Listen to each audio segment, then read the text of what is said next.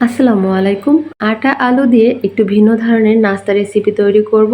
সকালে ব্রেকফাস্টে রাখতে পারেন এই নাস্তাটি, আবার সন্ধ্যায়ও রাখতে পারেন। মজাদার এই নাস্তাটি বানানো সহজ আর খেতেও দারুণ লাগে। এই নাস্তাটা খাওয়ার পরে সিঙ্গাড়া সমুচা খাওয়ার কথা ভুলে যাবেন। এটা খেতে দারুণ লাগে। চাইলে বাচ্চাদের টিফিনও দিতে পারেন এই নাস্তাটি।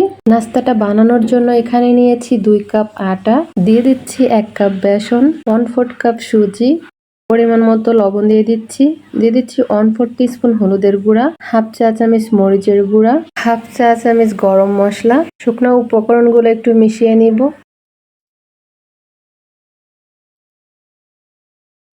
দিয়ে দিচ্ছি 2 টেবিল চামচ সয়াবিন তেল। এখন আবারও ভালো করে মেখে নিব। এখানে নিয়েছি নরমাল পানি, অল্প অল্প পানি দিয়ে মেখে নিব।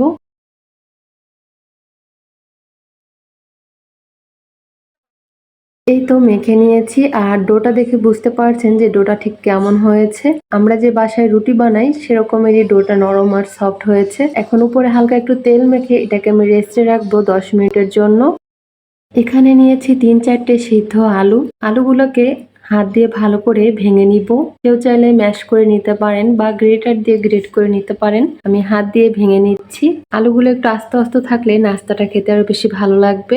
এখানে দিয়ে দিচ্ছি 5-6টা কাঁচামরিচ কুচি, দিয়ে দিচ্ছি 2টা পেঁয়াজ কুচি, পরিমাণ মতো লবণ দিয়ে দিলাম, দিয়ে দিচ্ছি হাফ চা চামচ গরম মশলা, 1/4 টিস্পুন ভাজা জিরার গুঁড়া, 1/4 টিস্পুন শুকনা মরিচের গুঁড়া, 1/4 টিস্পুন দিয়ে দিলাম গোলমরিচের গুঁড়া। কেউ চাইলে যার যার পছন্দ মতো মশলা অ্যাড করতে পারেন। হাত দিয়ে ভালো করে মেখে নিব।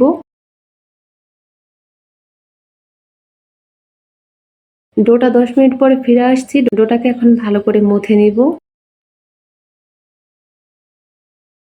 এখন ছোট ছোট করে লেচি কেটে নিব। রুটিটা আমি যতটুকু সাইজের বানাবো, এই যে এতটুকু করে লেচিগুলো বানিয়ে নিচ্ছি। রুটিটা অনেক বড়ও হবে না, আবার ছোটও হবে না। একটা রুটি বেলে দেখাচ্ছি যে রুটিটা ঠিক কেমন হবে।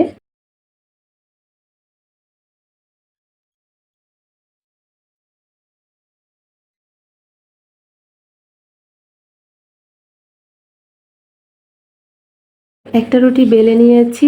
আর রুটিটা এই যে এরকমের পাতলা বা মোটা হবে, আর এতটুকু করেছি। এখন দিয়ে দিচ্ছি উপরে 1 টেবিল চামচ টমেটো সস। সসটা রুটির উপর ভালো করে লাগিয়ে দিতে হবে। তারপর উপরে দিয়ে দিচ্ছি আলুর যে মিশ্রণটা তৈরি করে রেখেছিলাম সেই মিশ্রণটা পরিমাণ মতো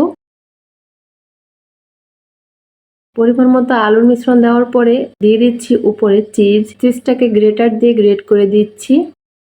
এই নাস্তায় চিজ যত বেশি হবে খেতে আরো বেশি ভালো লাগে। চিজ দেওয়ার পরে আমি মাঝখান থেকে কেটে নিব। একটা নাস্তা দিয়ে আমি 2টা নাস্তা বানাবো। এখন এইভাবে ভাঁজ দিয়ে দিব। ভাঁজ দিলেই নাস্তাটা রেডি। এইভাবে সবগুলো নাস্তা বানিয়ে নিব। সবগুলো নাস্তা বানিয়ে নিয়েছি। এখানে চুলায় প্যানে দিয়ে দিচ্ছি 1 টেবিল চামচের মতো সয়াবিন তেল, আর তৈরি করে রাখা নাস্তাগুলো দিয়ে দিচ্ছি। একটা সাইড হয়ে গেলে অন্য সাইড উল্টে দিচ্ছি। এইভাবে চুলার আঁচ মিডিয়াম টু লোতে রেখে নাস্তাগুলোকে উল্টে পাল্টে ভেজে নিব।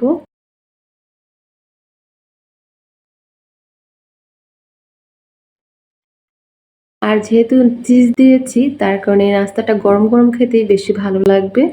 এটা খেতে কোনো রকমের সস বা কিছুর প্রয়োজন নেই, এমনি খেতেই বেশ ভালো লাগে। তবে চাইলে সস দিয়েও এই নাস্তাটা খেতে পারেন, দারুণ লাগবে। সকালে ব্রেকফাস্টে এই নাস্তাটা রাখতে পারেন, আবার সন্ধ্যার নাস্তায়ও রাখতে পারেন, খেতে দারুণ লাগে। রেসিপিটি ভালো লাগলে অবশ্যই একবার তৈরি করবেন। আশা করি সবার কাছে খেতে ভালো লাগবে।